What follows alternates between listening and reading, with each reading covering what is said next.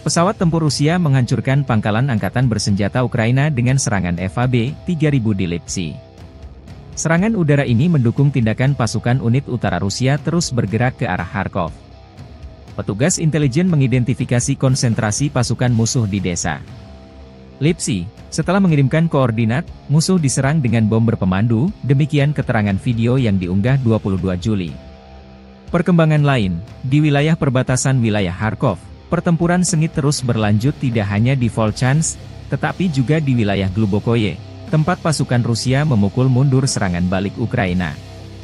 2 hari yang lalu, kelompok khusus angkatan bersenjata Ukraina melakukan serangan cepat di Glubokoye dan mampu mencapai kesuksesan jangka pendek dengan bantuan manuver taktis, tetapi semuanya berakhir dengan sangat menyedihkan. Pertempuran sengit di arah Kharkov ini membuat Rusia dan Ukraina diprediksi kehilangan banyak personel. Konflik dua negara tetangga ini sudah memasuki tahun ketiga belum ada tanda-tanda perdamaian.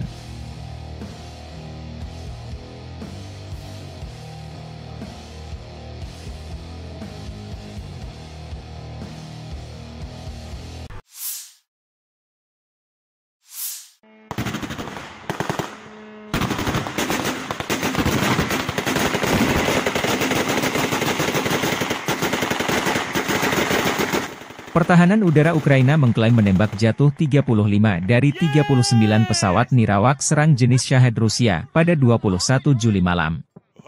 Demikian dilaporkan Angkatan Udara Ukraina di media resminya. Selain pesawat nirawak, pasukan Rusia meluncurkan 3 rudal balistik Iskander-M dan 2 rudal jelajah KH-59-69. Angkatan Udara Ukraina mengatakan bahwa rudal KH-59-69 tidak mencapai targetnya karena tindakan balasan Ukraina. Militer tidak menyebutkan lokasi jatuhnya rudal Iskander-M dan tingkat kerusakan yang diakibatkannya. Secara keseluruhan, pertahanan udara beroperasi di 10 wilayah Ukraina pada malam hari. Tidak ada korban yang dilaporkan akibat serangan tersebut hingga saat publikasi. Pasukan Rusia secara rutin menyerang wilayah sipil di seluruh Ukraina menggunakan drone pesawat nirawak dan rudal, yang seringkali menargetkan bangunan tempat tinggal dan infrastruktur sipil lainnya.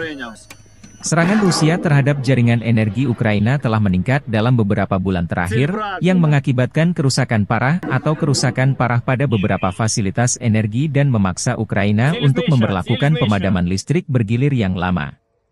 Pada malam tanggal 21 Juli, pasukan Rusia meluncurkan rudal dan pesawat nirawak dari 3 lokasi, termasuk Oblast Kursk Rusia, Primorsko-Akhtarsk, sebuah kota di Krai Krasnodar di pantai Laut Azov, dan Crimea.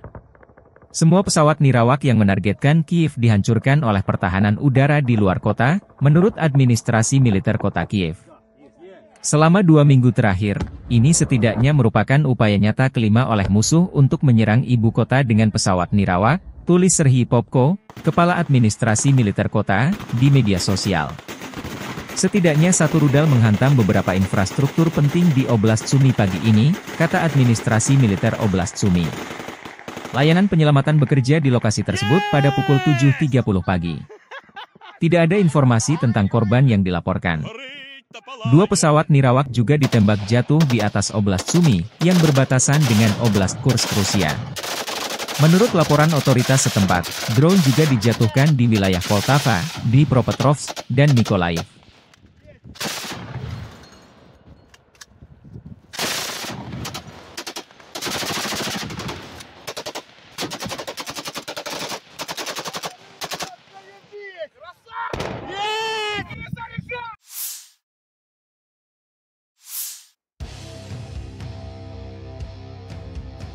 Pertempuran sengit dilaporkan berlangsung di New York, di pinggiran Torets, Uzi dan Zelezny, dan di sisi Chazov Yar.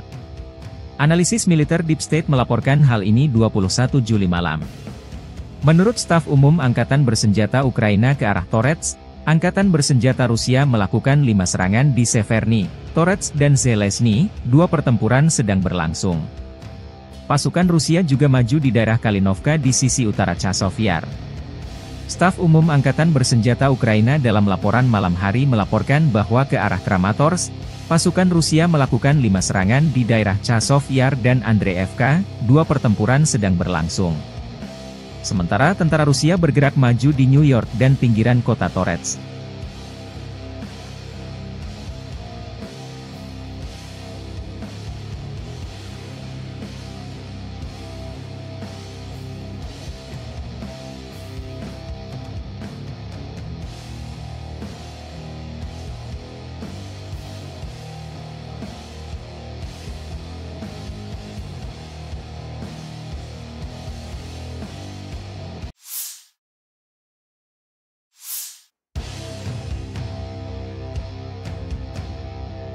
Staf Umum Angkatan Bersenjata Ukraina melansir 22 Juli, militer Rusia total kehilangan 567.760 tentara di Ukraina sejak dimulainya invasi skala penuh pada 24 Februari 2022. Jumlah ini termasuk 1.050 korban yang diderita pasukan Rusia hanya dalam sehari terakhir. Menurut laporan tersebut, pasukan Vladimir Putin juga total kehilangan 8.284 tank, 15.980 kendaraan tempur lapis baja, 21.138 kendaraan dan tangki bahan bakar, 15.637 sistem artileri, 1.123 sistem roket peluncur ganda, 900 sistem pertahanan udara, 362 pesawat terbang, 326 helikopter, 12.475 pesawat nirawak, 28 kapal dan perahu, dan 1 kapal selam.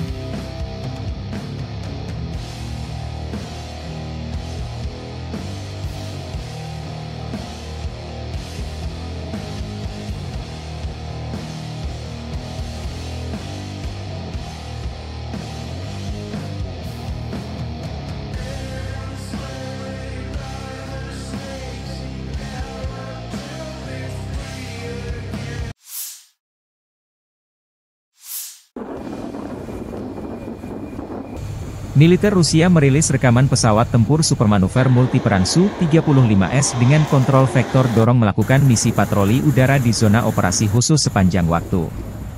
Jet tempur Su-35S jarang muncul di operasi khusus Rusia di Ukraina. Pesawat tempur Su-35S adalah salah satu andalan Angkatan Udara Rusia yang terkenal dengan kemampuan tempur multiperannya. Dikembangkan oleh Sukhoi, Su-35S adalah varian terbaru dari keluarga pesawat Su-27, yang telah ditingkatkan secara signifikan dalam hal avionik, mesin, dan sistem persenjataan. Pesawat ini dilengkapi dengan 2 mesin Saturn Al-41 F1S yang mampu menghasilkan dorongan hingga 142 kN dengan afterburner, memungkinkan Su-35S untuk mencapai kecepatan maksimum Mach 2,25 dan jangkauan operasional hingga 3.600 km tanpa pengisian bahan bakar di udara. Su-35S dilengkapi dengan radar irbisi yang canggih, mampu mendeteksi dan melacak hingga 30 target udara sekaligus dalam jarak lebih dari 400 km. Radar ini juga memberikan kemampuan untuk menyerang target darat dengan presisi tinggi.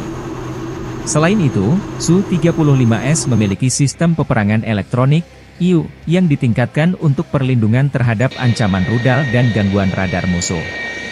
Kokpit pesawat ini dilengkapi dengan display kaca, gelas kokpit, dan head-up display, HUD, yang modern, meningkatkan situational awareness pilot dan efisiensi dalam misi tempur.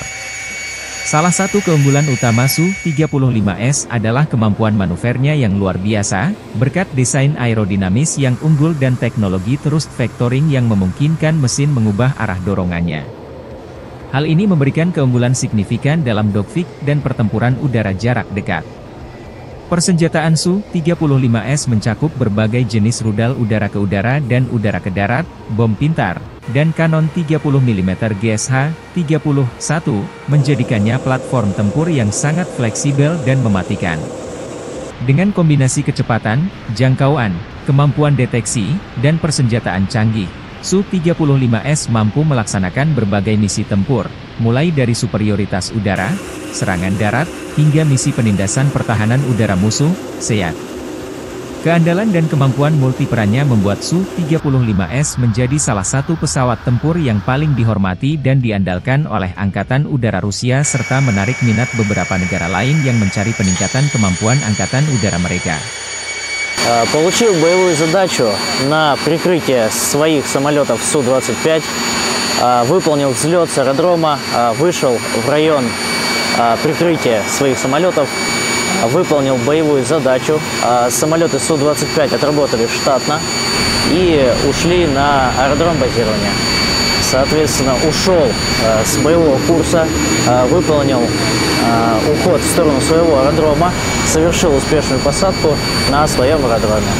Готов к дальнейшему выполнению боевых задач. Фиолетовый, навести доложить.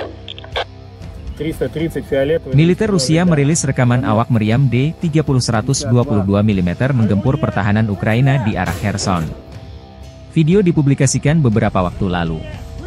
Personil baterai howitzer D-30 dari kelompok pasukan Dnepr menembaki posisi tembak tersamar yang teridentifikasi dari Angkatan Bersenjata Ukraina.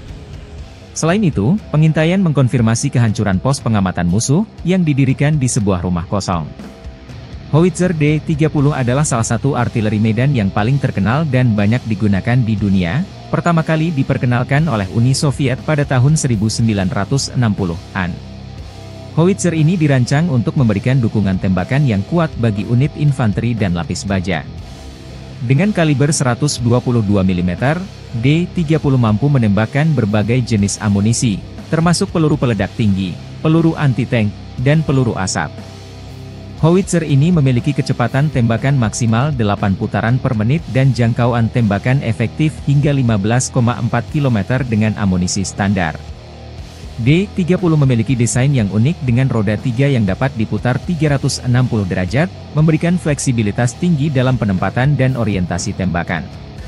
Ini memungkinkan howitzer untuk dengan cepat mengubah arah tembakan tanpa perlu memindahkan seluruh sistem senjata. Bobot keseluruhan D-30 sekitar 3,2 ton, membuatnya cukup mudah untuk diangkut menggunakan truk militer atau ditarik oleh kendaraan lapis baja.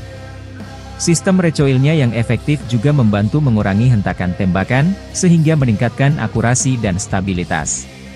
Selain digunakan oleh Angkatan Bersenjata Rusia, D-30 juga telah diekspor ke lebih dari 50 negara di seluruh dunia di antaranya Aljazair, Angola, Armenia, Belarus, Bosnia, Kamboja, Cina, Kuba, India, Iran hingga Irak. Meriam Swagrat ini juga digunakan dalam berbagai konflik, dari perang di Timur Tengah hingga konflik di Afrika. Ketangguhan dan kehandalan D-30 dalam berbagai kondisi medan tempur telah menjadikannya pilihan populer di kalangan militer berbagai negara. Modifikasi dan peningkatan teknologi pada sistem senjata ini juga terus dilakukan untuk mempertahankan relevansinya di medan perang modern. Kemampuan howitzer D-30 untuk mendukung operasi militer dalam berbagai skenario membuatnya menjadi salah satu artileri yang paling dihormati dan ditakuti. Selain keunggulan teknisnya, kesederhanaan dalam perawatan dan operasionalnya menjadikan D-30 sebagai senjata yang efisien dan efektif di medan tempur. Dengan kombinasi daya tembak, mobilitas, dan fleksibilitas, D-30 terus menjadi tulang punggung artileri medan di banyak negara hingga saat ini.